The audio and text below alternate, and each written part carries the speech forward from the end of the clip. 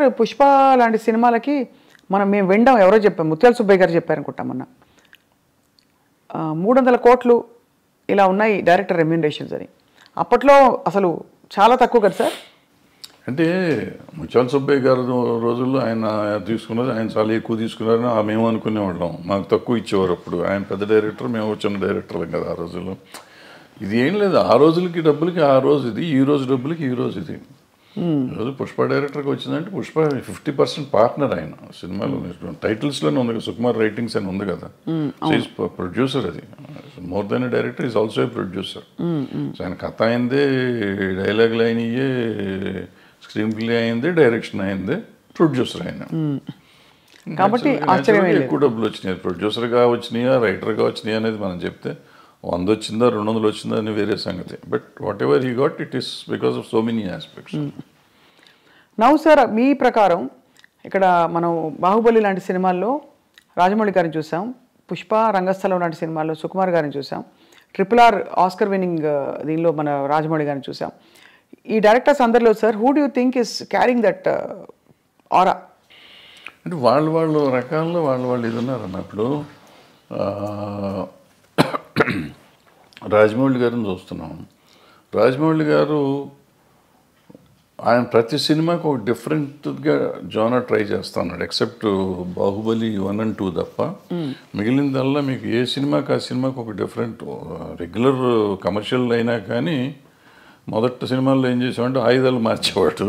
తర్వాత ఈ చేంజ్, ఈగ దగ్గర నుంచి చేంజ్ దిస్ థింగ్, ప్యాటర్న్ మార్చాడు. మార్చి ఏ సినిమాకి ఆ సినిమా కొత్తగా తీయటం మొదలెట్టాడు. కొత్త కథలాగా డిఫరెంట్. కొత్త కథ కూడా కొత్తగా ఉండకపోయినా కానీ ఒక కొత్త బ్యాక్డ్రాప్ కొత్తగా ఉండటం అంతా డిఫరెంట్గా ఉంది. ఈగ తర్వాత ఇది మర్యాదరామన్న ఒక డిఫరెంట్ ఇది. ఆ తర్వాత వచ్చేటప్పటికి బాహుబలి, మగధీర, ఎక్కడికక్కడ మీకు సెపరేట్గా డిఫరెంట్గా వస్తున్నాడు ఆయన. సో రావటంతో మీకు ఆయన ఒకటి ఇదైంది. ప్లస్ ఆయనతో పాటు ఆయన కొత్తగా కనిపెట్టింది ఏంటంటే director should be A marketing man. ఇంతకుముందు మా డైరెక్షన్ వాళ్ళకి మాకు మార్కెటింగ్తో సంబంధం ఉండేది కదా. ప్రొడ్యూసర్స్ వస్తాడనే పద్ధతిలో ఉండేవాడు. రాఘవేంద్రరావు దగ్గర నుంచి మేమంతా అయిపోయేవాడు. బట్ ఈయన వచ్చేటప్పటికి how to market a film అనేది ఆయన నేర్పించాడు వాళ్ళ ఇండస్ట్రీకి. దట్ మార్కెటింగ్ స్కిల్స్ ఎంత అద్భుతంగా వెళ్ళిపోయినాయంటే వాళ్ళు భారతదేశం అంతా ఇదే అయిపోయే స్టేజ్కి బాహుబలి 2 చేసింది. అందరూ బాహుబలి 2 దంగలు కొట్టేసింది అంటారు, కానీ దంగలకి ఎంగలే సంబంధమే లేదు. బాహుబలిని ఇంతవరకు చేస్తే ఇప్పుడు ఈ సినిమా చేసి ఉండాలి. దంగల్లో వచ్చింది ఏంటంటే చైనాలో ఒక దాంట్లో వచ్చింది డబ్బులు. చైనా డబ్బును మనం లెక్కేసుకుని 2000 కోట్లని కంగారు పడుతున్నాం తప్ప మనకి ఇక్కడ వచ్చింది 600 కోట్లు 700 కోట్లు. అదే అయితే ఒక లాంగ్వేజ్ అంత రావటం చాలా గొప్ప. అది 60 కోట్లకి చేసి అంత రావటం అనేది గొప్ప విషయం. దాన్ని డిస్ప్యూట్ చేయటం లేదు. అద్భుతమైన సినిమా అది. సో మన ఇండియన్ సినిమాలో ఇండియన్ డబ్బు చూసుకున్న సినిమాలు ఇయే. ఆ చైనాలో 2000 కోట్లు వచ్చినా అదంతా మళ్ళీ మనకు షేర్ వచ్చేటప్పటికి చాలా తక్కువ వస్తుంది. అక్కడ 30% 20% అంత వస్తుంది. అవును. సో అవి మనం గ్రాసులు చెప్పుకొని ఊరికే కంగారు పడుతూ ఉంటాం. ఇప్పుడు బాహుబలి తర్వాత ఇది వచ్చింది. అలా అంటే మీరు అన్నది రాజమౌళి గారిది చాలా ఒక డిఫరెంట్ టెక్నిక్. ఈయన వచ్చేటప్పటికి ఈయనన్నీ లెక్కలు చేసిన సినిమాలు వదిలిపెట్టి ఈయన డిఫరెంట్గా చేసిన సినిమాలు ఈయన సిట్ అయినాయి చూడండి మీరు. అంతకుముందు మీరు ఆర్య చేసాడు. ఆర్య డిఫరెంట్గా ఉంటుంది. తర్వాత ఏదో చేశారు కొన్ని అటువంటి ఏదో లెక్కలు నాకు అర్థమే కదా. 1 ఒకటి ఎన్టీఆర్తో ఒక సినిమా ఏదో చేశాడు. కప్పులు తిప్పుతూ ఉంటాడు, ఏదో తిరుగుతూ ఉంటుంది. ఏది మన నాకు అర్థం కాదు. మళ్ళీ మొన్న వచ్చేటప్పటికి రంగస్థలం అద్భుతంగా తీశాడు. అద్భుతం వెనక్కి తీశాడు. అసలు ఎవరు మన తెలుగులో మనం ఊహించలేని గొప్ప సినిమా అది ఒక రకంగా చెప్పాలంటే.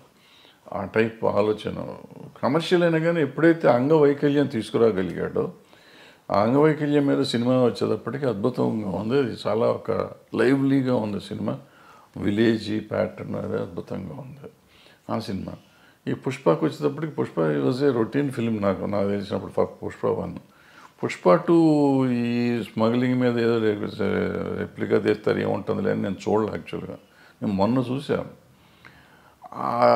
ఎప్పుడైతే మీకు సెకండ్ హాఫ్లో ఆ ఫ్యామిలీ ఎలిమెంట్ వచ్చిందో, వైఫ్ అండ్ హస్బెండ్ వాళ్ళ రిలేషన్షిప్ మీద ఎప్పుడైతే సినిమా తీసాడో మీకు అందుకైతే అన్స్టాపబుల్ అయిపోయింది సినిమా ఇది.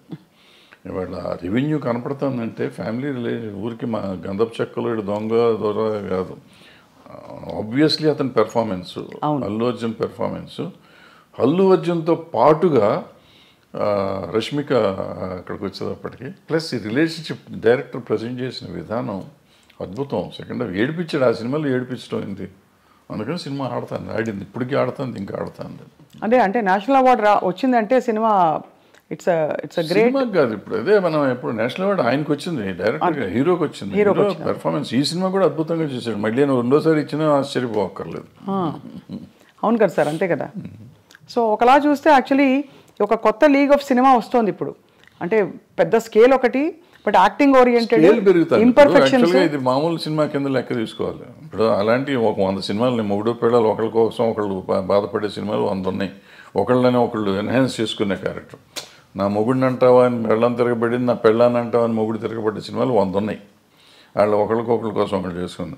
బట్ ఇవాళ దీని బ్యాక్గ్రౌండ్, ఈ గంధపు చెక్కలు ఇవన్నీ తీసుకుని చేసిందో నేను కోతల రేటు చెప్పానే, అలాంటి ఇలాగా ఇతను దొంగకి, ఒక స్మగ్లర్కి వైఫ్ అంటే అంత ఎందుకు ఉండాలి?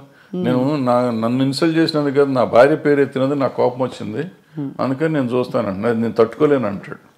ఎవరేం చెప్పినా ఒప్పుకుంటా, ఏమన్నా కానీ నా భార్య చెప్తే వింటానంటాడు. మరి అంత స్మగ్లర్కి ఈ సెంటిమెంట్ ఎందుకు ఉండాలి? నేను అక్కడ చెప్పానే, వైఫ్ని చెల్లి అన్న దరిద్రుడు తండ్రి కోసం జైలుకి వెళ్ళిపోయి చచ్చిపోతానంటాడు.